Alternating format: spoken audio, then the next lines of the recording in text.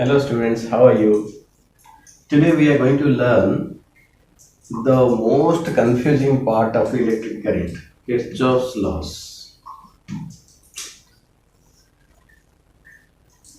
Basically सबसे ज़्यादा questions जो आता है ना बच्चे बहुत कंफ्यूज होते हैं इसी में. तो in today's class whatever we are going to learn, open up your papers, pens, take short notes, and whatever I say, understand it so nicely that going further electricity, electric current related questions will be easy for you. मतलब मजा आ गया उसमें. ठीक है, मतलब Kirchhoff's law से based on Kirchhoff law questions हमेशा आता है, इवन इन बोर्ड एग्जाम या competitive exams including JEE mains and advanced NEET. तो इसमें तो आएगा ही. And there are some tricks where Kirchhoff's laws also can be avoided, जो कि in future videos I will be updating regarding that. However Kirchhoff's law को apply करके क्या क्या प्रॉब्लम सॉल्व हो सकता है, those problems can not be solved without Kirchhoff's law. ठीक है, तो let us understand. Basically Kirchhoff's law is the application which comes under circuit theory.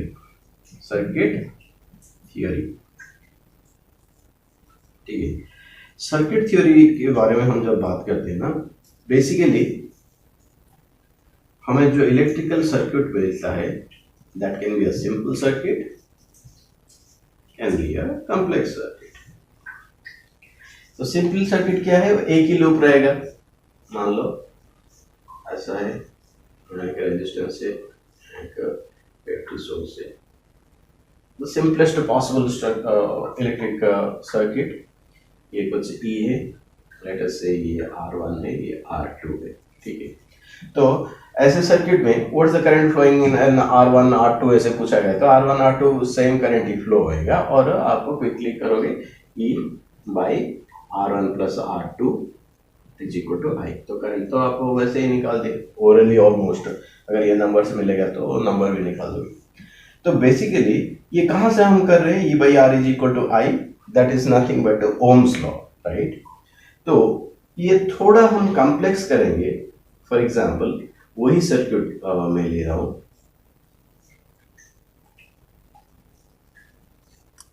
यहाँ और एक रेजिस्टेंस में पैरेलली ऐड कर दिया.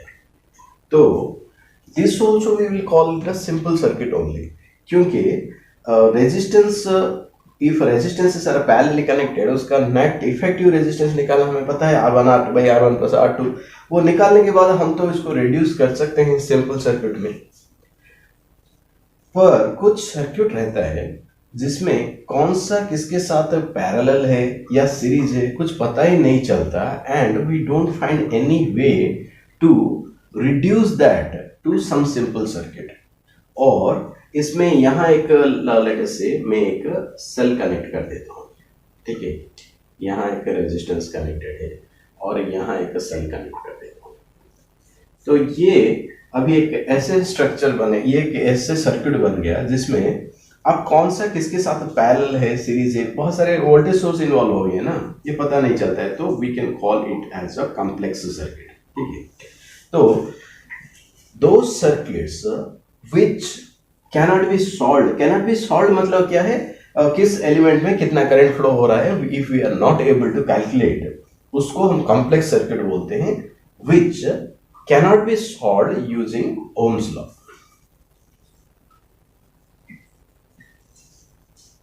तो उसके लिए हमें कुछ और रूल्स अप्लाई करना पड़ेगा, वो है किरचॉफ्स लॉ.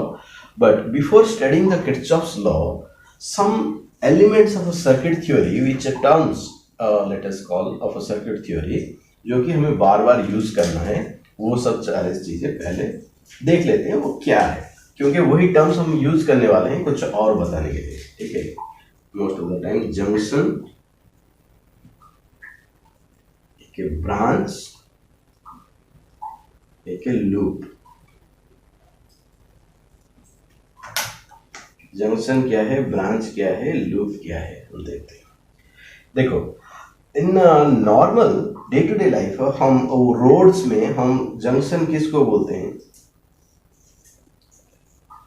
ऐसे एक चौराहा है जिसपे तीनों तरफ से रोड्स आके वहां ज्वाइन हो रहे हैं, तो हम इसको एक जंक्शन बोलते हैं। यस और नॉट?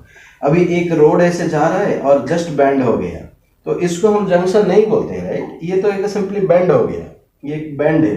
पर इसके साथ अगर थर्ड रोड अगर ज्वाइन है या और फोर्थ रोड भी ज्वाइन है, दैट मीन्स एटलीस्ट 3 पाथ्स कहीं ज्वाइन होते हैं, तो हम उसको जंक्शन बोलते हैं। Same logic is applicable for electrical circuit also. देखो, एक कंडक्टर आया, इधर एक कंडक्टर आया, इधर एक कंडक्टर आया, कुछ करंट फ्लो हो रहा है, इधर कुछ करंट फ्लो हो रहा है, लेटर से कहीं कुछ करंट फ्लो हो रहा है, तो इसको एक जंक्शन बोलेंगे, प्रोवाइडेड दैट ये सब क्लोज लूप से कहीं कनेक्टेड है। ठीक है, अगर आपको पता है इलेक्ट्रिसिटी में अगर कुछ कनेक्टेड नहीं है, एक कंडक्टर है, तो वो ना के बराबर है। तो बेसिकली ये बहुत सारे कॉम्प्लिकेटेड सर्किट्स है, ये कहीं तो कनेक्टेड है, ये सब मैं वो नहीं दिखा रहा हूँ, ये भी कनेक्टेड है, ये भी कनेक्टेड है, तो तीनों जगह से 3 पाथ्स और लेट अस से एटलीस्ट 3 पाथ्स, 3 और more meeting point of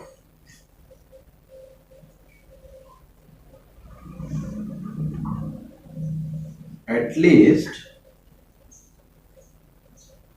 3 paths junction है।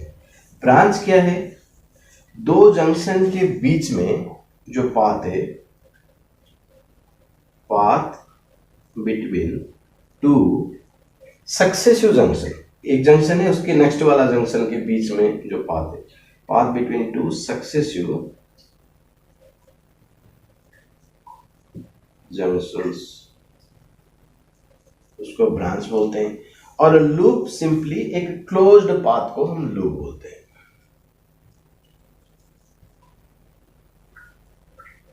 ठीक है, तो बेसिकली क्या बोलते हैं, ऐसे डेफिनेशन जैसे तो हमने बता दिया, पर एक एग्जांपल लेके हम देखते हैं ताकि हमारा फंडामेंटल से क्लियर हो जाए। Let us take this example. और ये जो पॉइंट्स है ना, जो नॉर्मल में बैंड बोलते हैं, उसको नोड बोलते हैं इन सर्किट थ्योरी। सो ये एक नोड हो गया, ये एक नोड हो गया, ये एक नोड हो गया, ये एक नोड हो गया, ये भी एक नोड है, ये भी एक नोड है। तो बेसिकली सारे नोड्स को हम नाम दे देते हैं। लेट अस से A B B C D E एफ। तो मेरे को बताओ, ये स्ट्रक्चर, ये नेटवर्क में कितने जंक्शंस है? देखो, जंक्शन का डेफिनेशन क्या है? Meeting point of at least 3 pass. At least 3 पास किधर मीट हो रहे? देखो, ये पॉइंट में तो 2 ही पास, मतलब ये एक बेंड हो गया और इसको हम एक नोड बोलेंगे। ठीक है, मतलब ये एक जंक्शन नहीं है। ऐसे ही एफ एक जंक्शन नहीं हो सकता, सी एक जंक्शन नहीं हो सकता, डी एक जंक्शन नहीं होता। तो बी और ई ये दोनों जंक्शन से ये नेटवर्क में। क्लियर हो गया ना? ब्रांच क्या है? Path between 2 successive junctions. तो इस फिगर में, ये नेटवर्क में कितने ब्रांचेस है? देखो, बी एक जंक्शन है, उसका सक्सेसिव जंक्शन ई हो गया। बी एंड ई के बीच में जो पाथ है वो ऐसे हो सकता है बीई, और बी ए एफ ई ये भी एक ही ब्रांच है। ठीक है, ये ब्रांच में एक एक रेजिस्टेंस भी है, एक ईएमएफ सोर्स भी है और एक रेजिस्टेंस भी है यहाँ।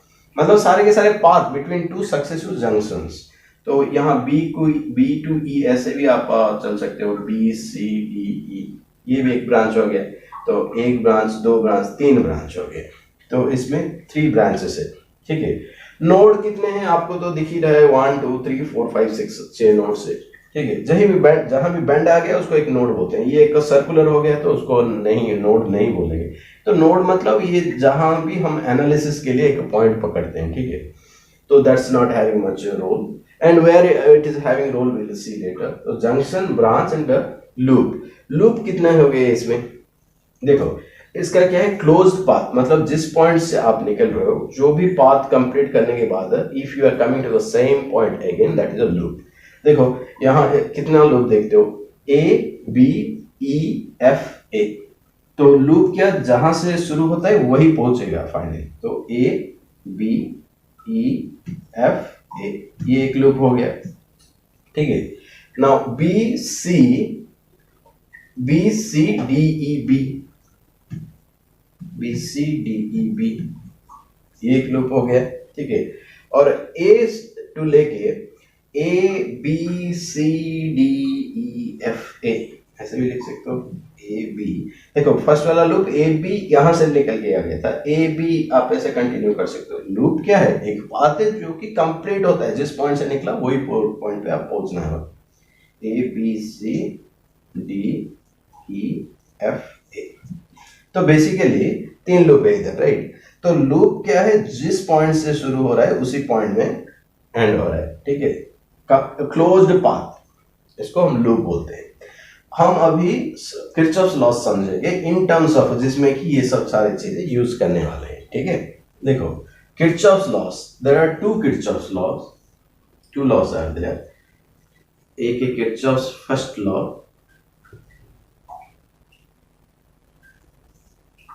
और किरचॉफ्स सेकंड लॉ, ठीक है। इसी को बोलते हैं ऑल्सो जंक्शन रूल।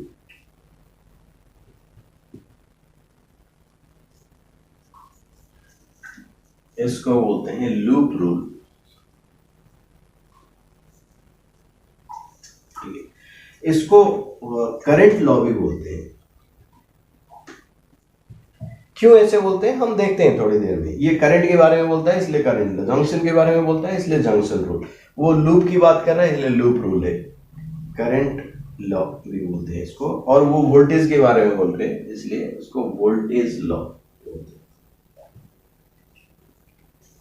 और इन शॉर्ट पॉपुलर नाम हो गया किरचॉफ्स करंट लॉ, तो इसको इन शॉर्ट केसीएल बोलते हैं। और ये किरचॉफ्स वोल्टेज लॉ, इसको केवीएल बोलते हैं, ठीक है। तो केसीएल केवीएल ये तो नाम ही हो गया, किरचॉफ्स 2 लॉ, एक केसीएल है एक केवीएल है। ये क्या बोलते हैं, लेट अस सी। मैथमेटिकली ये लॉ को सिर्फ हम लिख दे तो ये ऐसे हो सकता है, summation of I is equal to 0, और इसको बोल रहे हैं summation of delta V is equal to 0। Don't worry, I am going to explain what is meant by this. देखो जंक्शन, एक पॉइंट पे आप इमेजिन करो एक जंक्शन है, मतलब वहां से कुछ कंडक्टर से निकला है, वहां से कुछ कंडक्ट, वहां पे कुछ कंडक्टर्स आके मिल रहे हैं, ठीक है। और ये सब ओपन एंडेड नहीं है, ये कुछ सर्किट्स है, क्लोज्ड सर्किट्स है, वो सब मैंने यहाँ नहीं दिखाया, जस्ट इतना ही दिखाया बस। अभी देखो लेट अस से यहाँ ये जंक्शन को I1 अंदर आ रहा है, ठीक है। लेट अस से ये I2 भी अंदर आ रहा है, I2 I3 यहाँ से बाहर जा रहा है, लेट अस से I4 भी बाहर जा रहा है, लेट अस से, एंड I5 अंदर आ रहा है, लेट अस से, ठीक है। अभी देखो आपको कोई पैसा देता है तो आपके पास पॉजिटिव मनी हो गया, और आप when you are spending the money ये नेगेटिव हो गया। ऐसे एक कन्वेंशन आप एज्यूम कर सकते हो। जो भी ये पॉइंट को आ रहा है, ये पॉइंट के लिए ये कब ट्रू है, at a junction, at a junction, at a junction summation of I is equal to 0। इसका मतलब क्या हो गया, ये एक जंक्शन है, समेशन ऑफ आई जो भी आ रहा है उसको हम प्लस लिखते हैं लेटर से, so plus I1 plus I2, I3 बाहर जा रहा है इसलिए माइनस मैंने लिखा, माइनस I3, I4 भी बाहर जा रहा है, minus I4 plus I5 is equal to 0. That means net current at a junction is equal to 0. In other words, we can say that the accumulated current at any junction is equal to 0. मतलब कहीं accumulate होता ही नहीं। देखो जब भी आपको कुछ समझ में नहीं आता, I have said you कि आप एक वाटर ट्यूब में वाटर फ्लो हो रहा है, ऐसे आप इमेजिन कर सकते हो, ठीक है। देखो यहाँ से वाटर आ रहा है लेटर से, ठीक है, और यहाँ से वाटर आ रहा है, और रेट उसका है लेटर से ये 1 लीटर पर सेकेंड आ रहा है, यहाँ से भी 1 लीटर पर सेकेंड आ रहा है, ठीक है। तो ये 1 लीटर पर सेकेंड आ रहा है, यहाँ से 1 लीटर पर सेकेंड आ रहा है, मतलब इट इज बाउंड दैट यहाँ से 2 लीटर पर सेकेंड ही निकलेगा, क्योंकि वाटर वहां तो स्टोर नहीं हो रहा है। जितना वाटर आ रहा है वो प्रेशर में उतना ही वाटर निकलना पड़ेगा। तो ये पॉइंट पे यहां से 1 लीटर, यहां से 1 लीटर पर सेकंड ओनली 2 लीटर मिलता है, मतलब ये 2 लीटर पर सेकंड ही निकलना पड़ेगा इसको, ठीक है। तो जो rate of flow of charge को ही तो हम इलेक्ट्रिक करंट बोलते हैं। तो यहां से जितना कूलम चार्जेस आ गए पर सेकंड, यहां से जितना कूलम ऑफ चार्ज पर सेकंड आ गए, वो दोनों ऐड होके इधर फ्लो हो जाएगा, ठीक है। तो इसको हम ऐसे बोल सकते हैं कि इधर से करंट I1 आ रहा है, इधर से करंट I2 आ रहा है, तो इधर से करंट I1 प्लस I2 ही निकलेगा, ठीक है। तो ये जो हम बोल रहे हैं at a junction summation of I is equal to 0, इसी चीज को एक दूसरी तरह भी हम एक्सप्रेस कर सकते हैं। कैसे? देखो, सारे प्लस को एक साइड रखो और इसको हम कैसे लिख सकते हैं, I1 plus I2 plus I5 is equal to, minus उस तरफ गया तो प्लस हो जाएगा ना, I3 प्लस I4। ये सब क्या है? ये सब इनकमिंग करंट है, राइट, एंड ये summation of outgoing current, right. So total input, total incoming current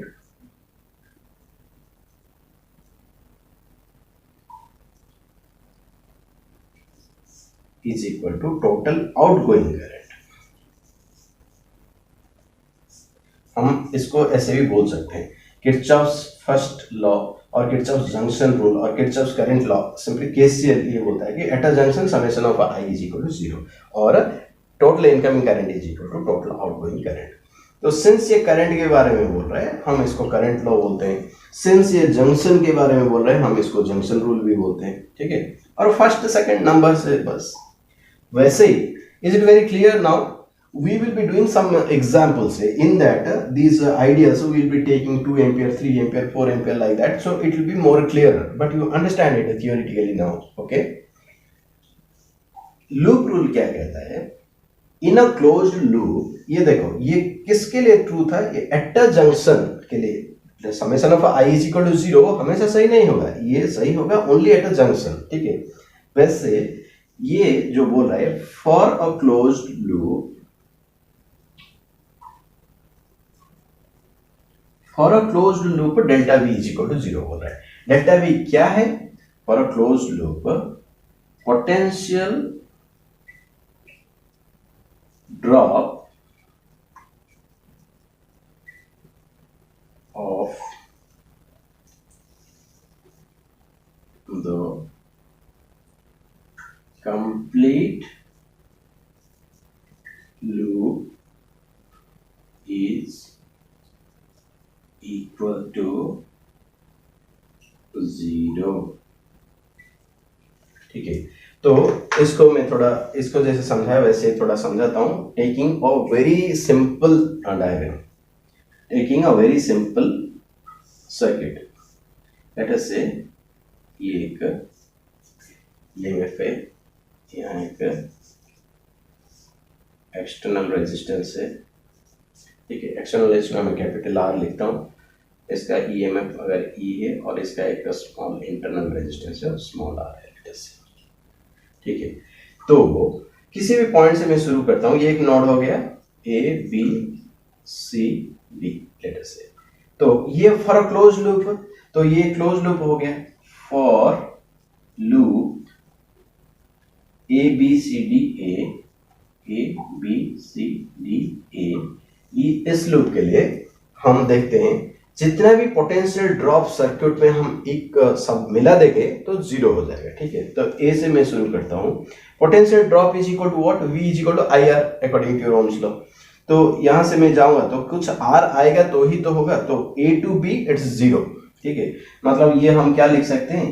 VAB plus VBC plus VCD plus VDA will be equal to 0, ऐसे लिख सकते हैं। तो VAB क्या हो गया? अरे ये तो 0 ही। VBC क्या हो गया? जो करंट फ्लो हो रहा है, लेट अस से वो करंट जो है ये I1 फ्लो हो रहा है इसमें, और I फ्लो हो रहा है, एक ही है, दो लूप होता तो I1 I2 हम लेते। लेट अस से ये I करंट फ्लो हो रहा है, ठीक है। I यहाँ से I मल्टीप्लाइड बाई 0 हो गया, कोई रेजिस्टेंस तो नहीं है, तो VAB 0 हो गया। VBC में क्या हो गया? I multiplied by capital R plus VCD क्या हो गया? फिर 0 हो गया, कुछ रेजिस्टेंस है ही नहीं, प्लस V, ये जो I फ्लो हो रहा है through small r, I small r, फिर E आ रहा है। ये जो E को हम प्लस E लिखेंगे या माइनस E लिखेंगे, ये याद रखना। देखो ये छोटा साइड EMF का माइनस होता है और बड़ा साइड प्लस होता है, राइट। तो माइनस टू प्लस हम चल रहे, तो इन द डायरेक्शन, जो डायरेक्शन हमने एज्यूम किया उसमें माइनस टू प्लस जा रहे हैं तो हम माइनस डालेंगे, और प्लस टू माइनस जा रहे हैं तो प्लस डालेंगे। तो इधर क्या है, माइनस टू प्लस आ रहा है, तो minus E is equal to 0। ठीक है, तो minus E is equal to 0 मतलब E हम उस तरफ लेके लिख सकते हैं। तो ये क्या हो गया, I, ये दोनों में से मैं कॉमन ले लिया, तो capital R plus small r is equal to E। ये आपको कुछ फैमिलियर लग रहा है क्या, ये वाला equation? I capital R is equal to terminal voltage V, हमने पढ़ा, I small r, V plus I small r is equal to E, ये वाला हमने पढ़ा है ना, इंटरनल रेजिस्टेंस वाला कॉन्सेप्ट है ये। एनीवे वो इंटरनल वाला रेजिस्टेंस वाला कॉन्सेप्ट तो यहाँ मैं नहीं बता रहा हूँ। Totally the potential drop across everything when we add from one point to the same point, मतलब through a loop when we are completing the potential summation of all the potential drop is equal to 0। उसी को mathematically ऐसे लिखा गया था कि summation of a delta V is equal to 0। Delta V क्यों? V between A to B, potential difference between A to B plus potential difference between B to C plus potential difference between C to D plus potential difference between D to A will be equal to 0। I hope it is 90% clear। बाकी जो 10% है ना, वो confidence आपको आएगा जब हम कुछ न्यूमेरिकल करेंगे, तभी आएगा। ये आपको अभी थ्योरेटिकली समझ में आ गया, राइट। देखो हम एक सिंपल सा सर्किट लेते हैं जो कि इवन विदाउट नोइंग केवीएल आप सॉल्व कर सकते हो, पर केवीएल का एप्लीकेशन हम इसमें करके देखेंगे। ठीक है, नाउ ऐसा एक सर्किट है, लेट अस से ये है 10 वोल्ट, ये है 10 वोल्ट, ये है 10 ओम, ये भी 10 ओम और ये भी 10 ओम। ठीक है, लेट अस से इसका रेजिस्टेंस है R1, ये R1 is equal to 10 ohm, ये R2 is equal to also 10 ohm, R3 भी 10 ओम है। ठीक है, अभी क्वेश्चन क्या है, calculate the current through R1 पूछ रहा है, करंट थ्रू R2 कितना पूछ रहा है, और करंट थ्रू R3 कितना पूछ रहा है, ये वाला क्वेश्चन। ठीक है, तो बेसिकली आप ओरली ये देख के from common sense you can find out कि देखो ये जो है this is in parallel with this, right. Instead of saying ये let us take some names, let us से ये वाला नोड है A B C D E F G H। ठीक है, तो AH is in parallel with BG, right? So what is the potential difference between B and G? It will be 10 volt, 10 volt by 10 ohm. So naturally यहाँ 1 ampere current flow होगा। आप ये calculate करके बोल सकते हो कि ये 1 एम्पियर करंट ही फ्लो होगा, ये पॉजिटिव टू नेगेटिव ऐसे फ्लो होगा, राइट। सिमिलरली यहाँ से देखो ये भी सिमेट्री है, ये 10 वोल्ट है, अक्रॉस CF पोटेंशियल 10 वोल्ट ही है। सो 10 वोल्ट बाई 10 ओम, यहां से भी 1 एम्पियर करंट फ्लो होगा, राइट। 1 एम्पियर करंट फ्लो होगा, यहां भी 1 एम्पियर करंट फ्लो होगा, पर यहां कितना करंट फ्लो होगा, R2 में मतलब ये आपको मिल गया 1 एम्पियर, R3 में कितना करंट फ्लो हुआ, I R3 में ये भी 1 एम्पियर आपको मिल गया। I R1 में कितना करंट फ्लो होगा, देखो ये 10 वोल्ट है, राइट, यहां से यहां तक 10 वोल्ट है, कुछ तो इलेक्ट्रिकल इक्विपमेंट नहीं है, ये भी 10 वोल्ट ही है, ये भी 10 वोल्ट ही है, ये भी 10 वोल्ट, B भी एट 10 वोल्ट, तो B इज एट 10 वोल्ट, और यहां से आप देखोगे तो D इज एट 10 वोल्ट, 10 कोई कनेक्टेड है, and C also is at 10 volt. तो B is at 10 volt, potential of B is at 10 volt, potential of C is 10 volt. So between, what is the potential difference between B and C? 0. 10 minus 10 is equal to 0. So potential difference between B and C is equal to 0. That's why no current will flow in R1. So current in R1 will be 0 ampere. तो ये तो आपको मिल गया just from the common sense. Common sense means what, हम directly और indirectly हमने Ohm's law यहाँ apply किया और एक कॉन्सेप्ट अप्लाई किया कि जिस साइड को ये कनेक्टेड है बीच में कुछ रेजिस्टेंस नहीं है तो ये सारे के सारे यहाँ सेम पोटेंशियल ही रहेगा. ये कॉन्सेप्ट हमने अप्लाई किया. हाउएवर इसमें हम देखते हैं, मतलब हमें पता लग गया ये आंसर्स क्या है, पर फिर भी इसको हम अप्लाई ना करके केवीएल अप्लाई करके देखते हैं whether we are reaching the same answer और नॉट. ये लूप में एक करंट, लूप करंट और फ्लो हो रहा है लेट अस से I1, मुझे पता नहीं. इसमें एक करंट फ्लो हो रहा है I2 लेट अस. ना देखो ये मैंने क्लॉकवाइज लिया, इसको मैंने एंटी क्लॉकवाइज लिया. ये एक प्योर एजम्पशन है. तो ये एजम्पशन ऐसे क्यों कर रहे हो, आपका क्वेश्चन ऐसे आ सकता है कि इसको एंटी क्लॉकवाइज लेते तो दैट डजंट मैटर. आप एंटी क्लॉकवाइज लोगे तो भी आपका कैलकुलेशन उसके हिसाब से आएगा, फाइनल आंसर वही आएगा, दैट डजंट मैटर. ठीक है, पर डिफरेंस क्या है, आप अगर एंटी क्लॉकवाइज लोगे तो अगर मैं क्लॉकवाइज ले रहा हूं तो मेरा आंसर लेटेस्ट से 2 एम्पियर आया. I1 is equal to 2 ampere. ये मैं कैलकुलेट करूंगा, अभी मैं जस्ट एज्यूम कर रहा हूं. Latest say I1 is equal to 2 ampere आ गया. आप अगर एंटी क्लॉकवाइज लोगे तो आपका I1 is equal to -2 ampere आएगा. इसका मतलब है कि उल्टा डायरेक्शन में आप लेते हो तो माइनस आता है, मतलब what ever direction you have assumed उसका अपोजिट डायरेक्शन सही डायरेक्शन है. माइनस आया तो जो भी डायरेक्शन आपने एज्यूम किया है उसको उल्टा दो. ठीक है, हम कुछ करके ही देखते हैं. I1 मैंने ले लिया. हाँ, ये थोड़ा एक्सपीरियंस के हिसाब से सी करंट तो पॉजिटिव से नेगेटिव फ्लो हो गया ना, तो यहां से मुझे पता है कि करंट ऐसे ही जाएगा, इसलिए मैंने एज्यूम करके ऐसे ले लिया. मेरा आंसर पॉजिटिव में आएगा. अगर मेरा एजम्पशन गलत होगा तो आंसर नेगेटिव में आ जाएगा और मैं उसका उल्टा, उतना ही मैग्नीट्यूड उसका उल्टा समझ लूंगा मैं. तो दैट डजंट मैटर. ठीक है, हम कुछ भी ले सकते हैं. इधर देखो positive to negative current flow होगा तो ये एंटी क्लॉकवाइज ही होगा, इसलिए मैंने ऐसे ले लिया. पर बाई चांस अगर मैं क्लॉकवाइज ले लेता तो कुछ ज्यादा प्रॉब्लम नहीं होता. मेरा आंसर जो है ना I2 is equal to negative में आता. मतलब मैं जो डायरेक्शन एज्यूम किया है उसका उल्टा है करके मुझे बाद में पता चल जाता. तो जो भी एजम्पशन हम पहले ले रहे हैं we will stick to that direction only till the end of the calculation. ठीक है ना. अभी I3 लेट अस से I3 ये वाला लूप है. देखो I1 मैंने एक एक लूप में एक एक करंट में एज्यूम कर रहा हूं. ABGH ये वाला लूप में I1 late us say. DCFED ये वाला लूप में I2 एंड BCFGB ये वाला लूप में I3 लेट अस से. तो आप केवीएल अप्लाई करो. Apply KVL Kirchhoff's voltage law to loop A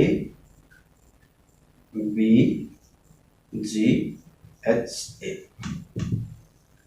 A से जाके आप फिर ए को आ रहे हो, ये वाला लूप में अप्लाई करो. A to B कुछ तो नहीं इलेक्ट्रिक इक्विवेलेंट तो 0 हो गया.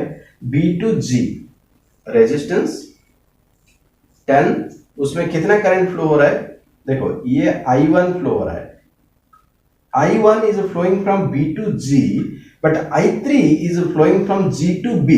In the same 10 ohm resistance, B to G I1 flow हो रहा है, पर I3 ऐसे फ्लो हो रहा है, ऐसे आ रहा है, राइट. ऐसे हमने एज्यूम किया है, तो G to B फ्लो हो रहा है. तो 10 multiplied by I1 minus I3. समझ में आ गया ना. I1 हम जो डायरेक्शन में एज्यूम कर रहे हैं वो हमारा पॉजिटिव डायरेक्शन है. I3 उसको अपोजिट डायरेक्शन में आ रहा है. तो 10 में कितना हो रहा है, I1 minus I3 current flow हो रहा है. क्लियर. माइनस ये देखो 10 वोल्ट आ गया, पर ये छोटा से बड़ा ज्यादा है, तो -10 is equal to 0. Minus I1 minus I3 -1 is equal to 0. एक इक्वेशन मिला कि नहीं है. I1 I3 में एक इक्वेशन मिल गया. ठीक है ना. अभी ये वाला लूप देखो. Apply KVL to loop let us say DCFED.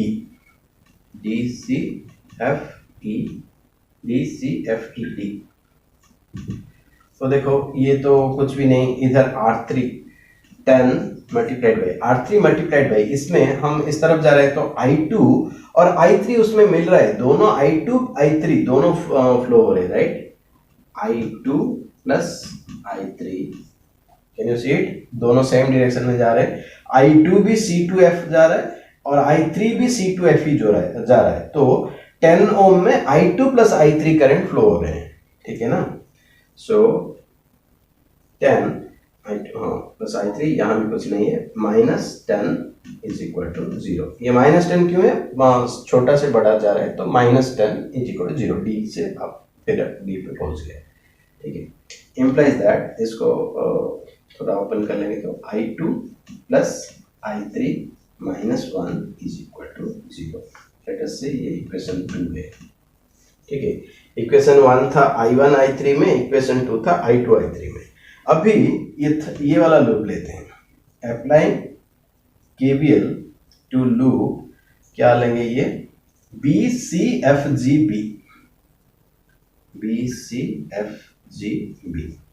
देखो हमारा अभी पर्पज I1 I2 I3 निकालना नहीं है, जस्ट इस थ्रू दिस एग्जाम्पल KVL को कैसे अप्लाई करना वो समझना हमारा पर्पज है, क्योंकि अगर निकालना ही है तो हमने ऐसे निकाल दिया ऑलरेडी, राइट। ऐसे ओरली ही हम देख के पता करके निकाल सकते हैं। अभी हम क्या कर रहे हैं, ये बार बार KVL अप्लाई कर रहे हैं टू डिफरेंट लूप्स, तो कैसे चलता है, कैसे अप्लाई होता है वो समझ रहे हैं हम, ठीक है ना।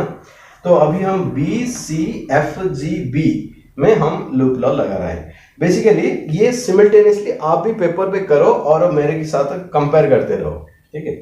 तो दिस इतना हो गया BC, ये 10 में सिर्फ I3 फ्लो हो रहा है, राइट। सो 10 I3 प्लस ये जो आ रहा है ये भी 10 है, राइट।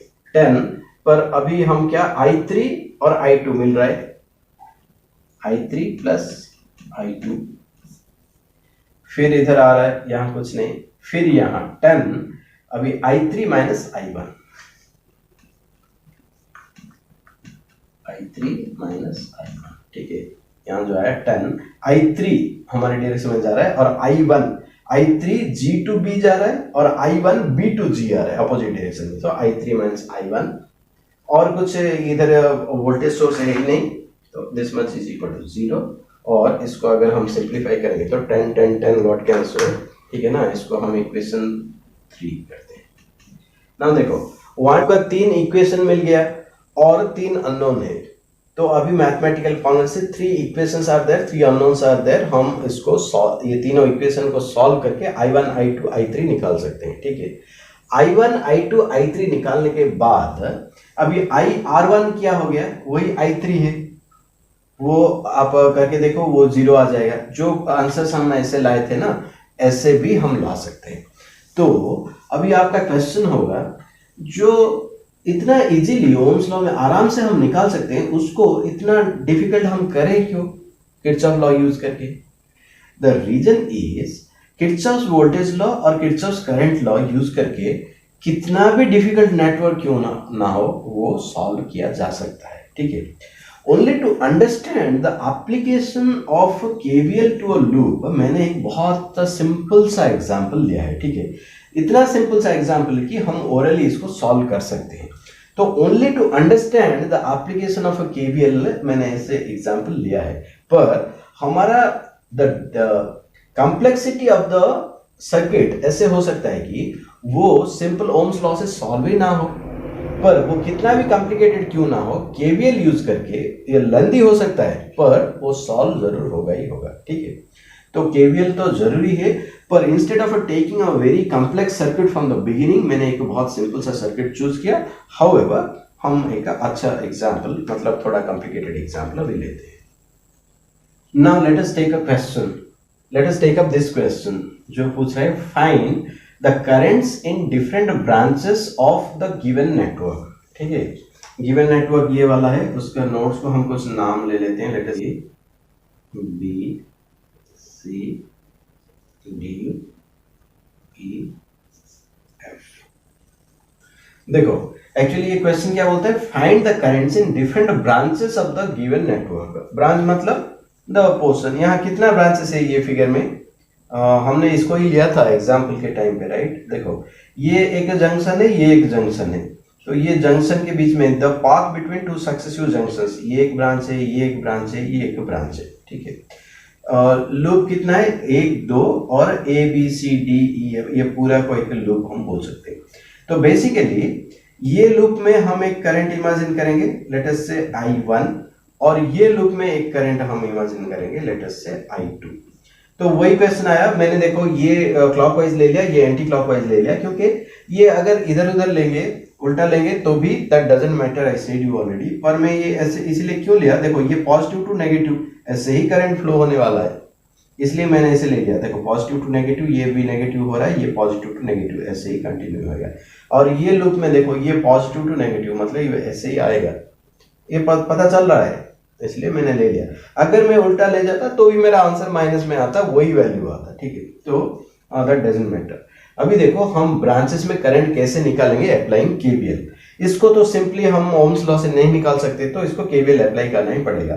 तो अप्लाइंग केवीएल, ये में लेट अस से ये हमारा सॉल्यूशन पार्ट है। अप्लाइंग केवीएल टू लूप, कौन सा लूप, पहले हम लेते हैं ये वाला A B E F A, A B E F A. Let me make it clear, आप कहीं भी एक पॉइंट से निकलते हो और वही पॉइंट पे आते हो तो वो एक लूप हो गया।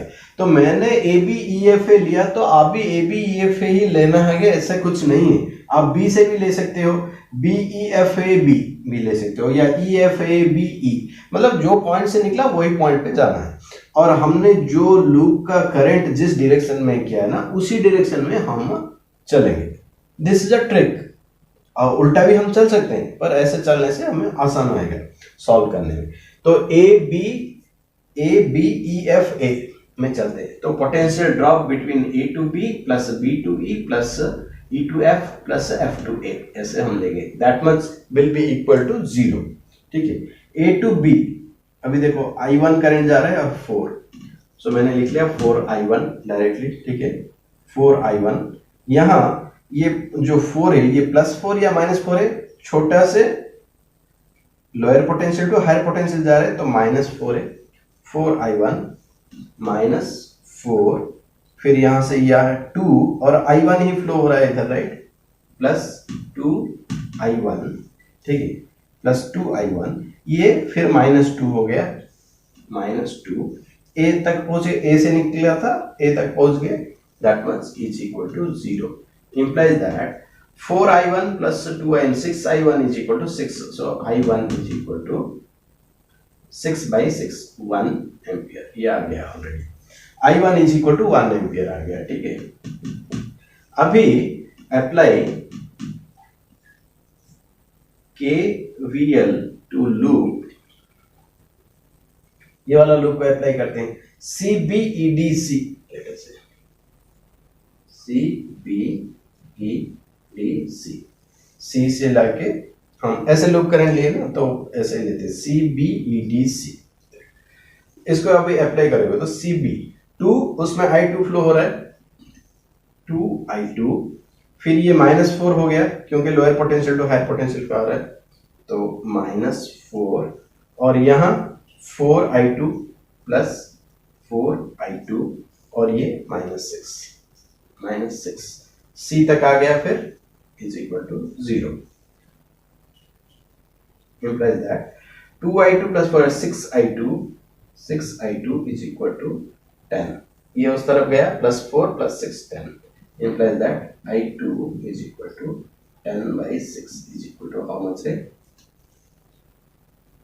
5/3 एम्पियर। तो I2 जो है ये 5/3 एम्पियर है, I1 कितना है, 1 एम्पियर है, ठीक है। तो अभी find the currents in different branches of the given network. तो ये वाला ब्रांच देखो, ए बी में जो करंट फ्लो हो रहा है, ये ई एफ में भी तो वही करंट, यहाँ जो करंट फ्लो हुआ, यहाँ इन दिस ए डायरेक्शन में वही करंट तो फ्लो हो रहा है ना। तो I1 कितना हो गया, मतलब the current along A B को मैंने ऐसे लिखता हूँ IAB, ठीक है। IAB में कितना करंट फ्लो हो रहा है, ये तो हमें मिल गया 1 एम्पियर है, ठीक है। तो ICB में कितना करंट फ्लो हो रहा है, ICP में कितना करंट फ्लो हो रहा है 5/3 एम्पियर। अभी देखो ये बी पॉइंट पे आप केसीएल अप्लाई करो, यहां से कितना करंट आ रहा है 1 एम्पियर और यहां से 5/3 एम्पियर आ रहा है। तो केसीएल क्या बोलते हैं, total incoming current is equal to total outgoing current, it has to be. तो ये जो करंट यहां से निकल रहा है वो है 1 + 5/3। तो हम बोल सकते हैं IB2E कितना करंट फ्लो हो रहा है, IBE must be equal to 1 + 5/3 is equal to 8/3 ampere. तो ये 8/3 एम्पियर फ्लो होता है। Is it clear to everybody? तो सारे के सारे ब्रांच, तो ये ब्रांच छोड़ दिया, ये ब्रांच छोड़ दिया, आप ऐसे अगर बोल रहे हो तो ये सेम ब्रांच ही हुआ। देखो बी लेके यहां तक एक ही ब्रांच है, मतलब यहां भी 1 एम्पियर ही फ्लो हो रहा है, 1 एम्पियर 1 एम्पियर 1 एम्पियर, यहां तक 1 एम्पियर है। वैसे भी ये 5/3 एम्पियर, ये भी 5/3 एम्पियर 5/3 एम्पियर 5/3 एम्पियर यहां तक फ्लो हो रहा है, और बी में 8/3 एम्पियर फ्लो हो रहा है। Is it clear to everybody?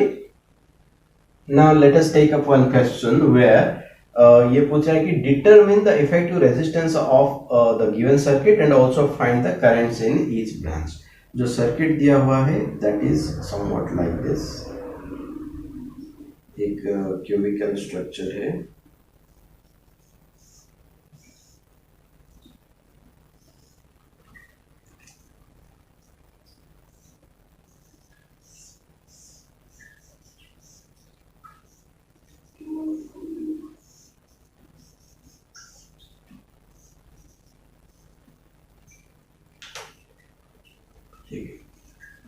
उस तरफ का साइड जो है ना,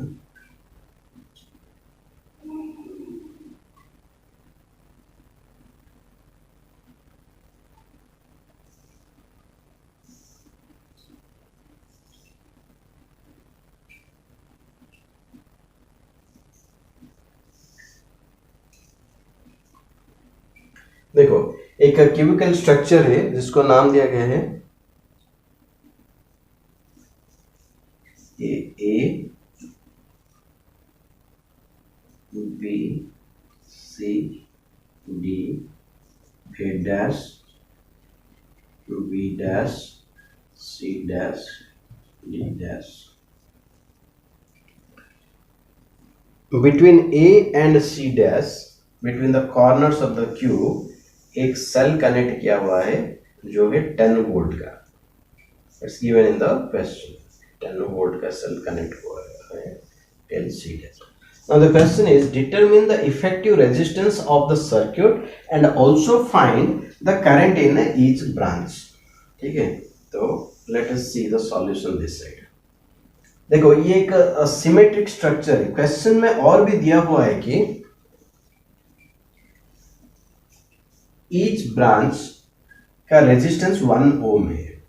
determine the effective resistance of the circuit and also find the currents in each branch of resistance 1 ओम। तो ये सारे 1 ओम्स है, ठीक है।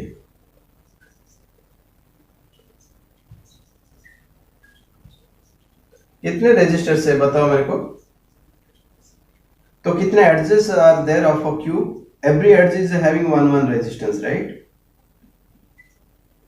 देखो 1 2 3 4, वैसे ही ऊपर का 5 6 7 8 और ये 9 10 11 12, 12 रेजिस्टेंस है, राइट। तो between the corners from A to C dash, A to C dash एक EMF कनेक्ट किया गया है जो कि 10 वोल्ट का है, ठीक है। अब देखो हम KCL अप्लाई करेंगे, ये जंक्शन में A पे आप KCL लेके सोचो, जो करंट इधर से आ रहा होगा, सर्किट का जो करंट है वो तीनों साइड में इक्वल डिस्ट्रीब्यूट होगा कि नहीं, क्योंकि 1 ओम 1 ओम 1 ओम है, तो ये एग्जैक्टली 3 पार्ट्स हो जाएगा, जो भी करंट आएगा वो एग्जैक्टली 3 पार्ट्स हो जाएगा, राइट। और जो करंट एक पार्ट इसमें जाएगा वही करंट इधर ए से, ए में KCL अप्लाई करो, जो करंट आ रहा है वही करंट 2 पार्ट में बट के चला जाएगा, राइट, ठीक है।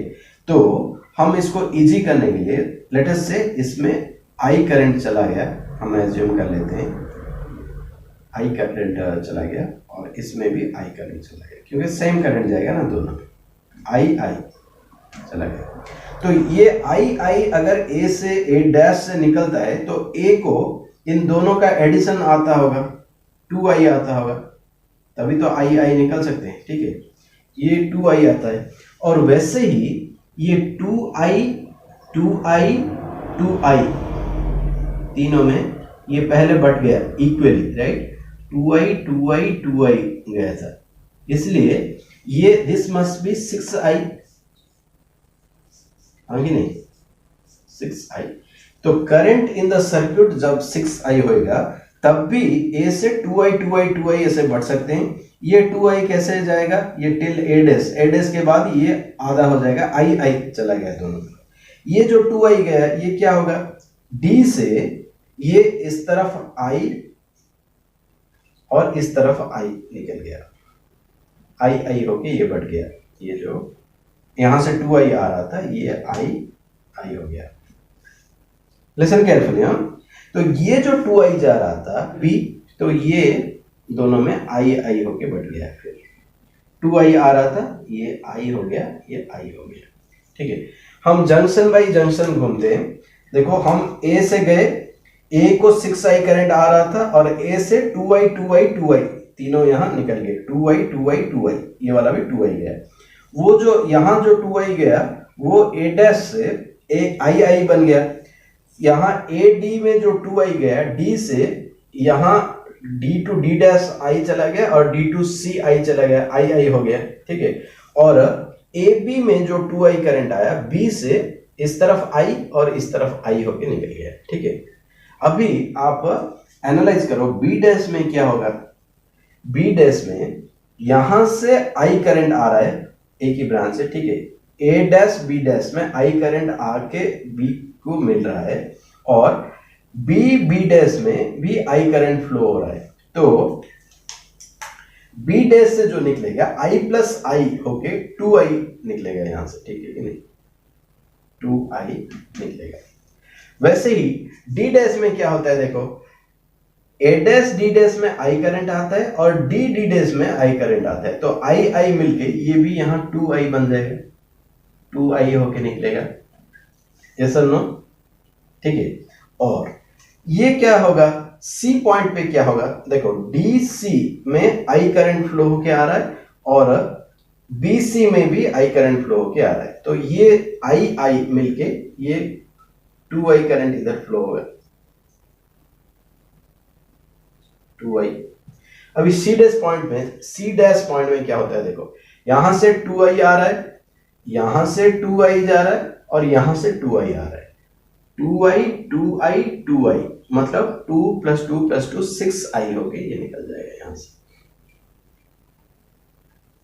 ठीक है ना, 6i मतलब ये 6i फ्लो होके आएगा यहाँ 6i और यहां से 6i निकला पॉजिटिव साइड से ऑफ द बैटरी, 6i निकला और 6i आ रहा है, तो सर्किट में जो करंट फ्लो हो रहा है वो तो 6i होगा। तो हमने KCL अप्लाई करके किधर क्या फ्लो होगा हमने पता तो कर लिया। अभी let us apply KVL to loop, कौन सा भी लूप ले सकते हैं और हमें हमेशा स्मॉलेस्ट लूप लेंगे तो हमें इजी होएगा। तो लेट अस से हम ये वाला लूप लेते हैं, A B C डैश यहां से होके फिर से A, इसका नाम कुछ E रख लेते हैं, E नाम कहीं हमने लिया क्या, नहीं लिया ना, ठीक है, इसका नाम E रख लेते हैं। तो लूप क्या लिखते हैं, A B C dash, A B C dash, A B C dash E A यहां इतने में हम KVL अप्लाई करते हैं। देखो A B C dash E A से गए A को वापस आए, तो ये एक लूप हो गया। तो A to B कितना ड्रॉप हो गया, 2i करंट जा रहा है multiplied by R, so R multiplied by 2i, ठीक है। B2C यहाँ i जा रहा है और 1 ओम से, प्लस 1 मल्टीप्लाइड बाई i, ठीक है। C2C डैश क्या जा रहा है, प्लस 1 ओम है, 1 मल्टीप्लाइड बाई 2i, ठीक है।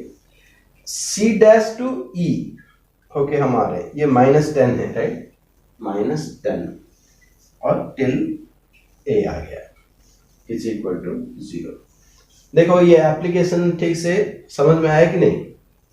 हमने अप्लाई कर रहे हैं KVL from A B C C dash E A. तो A टू B हम जब जाते हैं 1 मल्टीप्लाइड बाई उसमें जो करंट जाता है RI, सो 1 इंटू 2i, ठीक है। B टू C गया 1 इंटू I, ठीक है। और C टू C डैश गया 1 इंटू 2i, ठीक है। और C डैश टू E होके एक जब आया, एक ही सेल बीच में है और ये छोटा से -2 प्लस जा रहा है, इसलिए माइनस हमने लिया, -10 इज इक्वल टू 0 डाल दिया। Clear. I is equal to 5i हुआ क्या, 2i plus 2i 4i plus i 5i, 5i is equal to 10 हो गया, implies that I is equal to 2 ampere हो गया, ठीक है।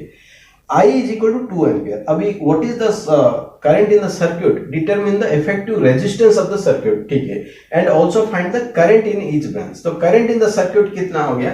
Therefore current in the circuit, CKT लिखता हूं मैं सर्किट के लिए, is equal to 6i, 6i flow हो रहा है ना, तो I तो 2 है, is equal to 2 6 multiplied by 2 is equal to 12 ampere.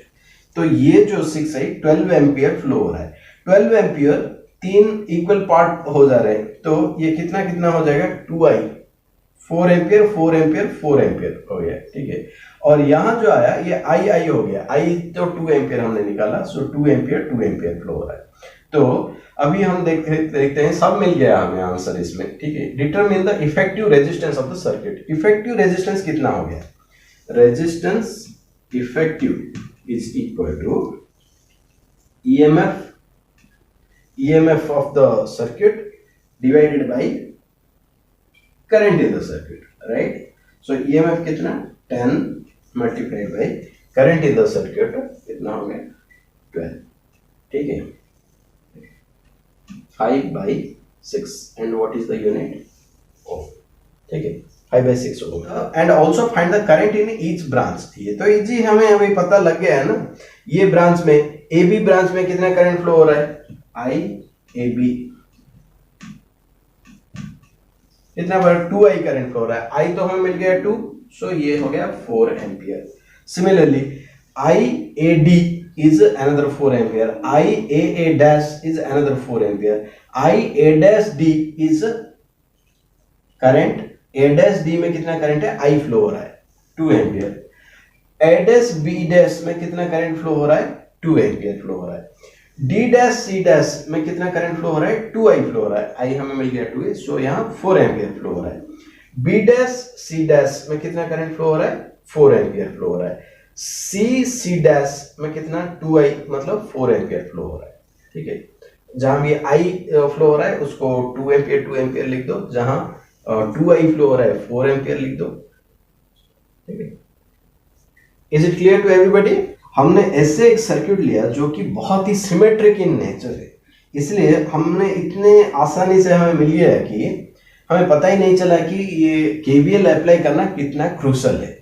ये सब अगर सारे के सारे 1 ओम नहीं होता, ये अगर अलग अलग होता तो हमें बहुत स्ट्रगल करके बहुत इक्वेशंस लाके सॉल्व करके हमें वो आंसर लाना पड़ता है, ठीक है। तो नेक्स्ट हम एक कॉम्प्लिकेटेड प्रॉब्लम देखेंगे in the next video. Hope this video remained very useful to understand completely how to apply KVL to closed loops. Thank you everybody.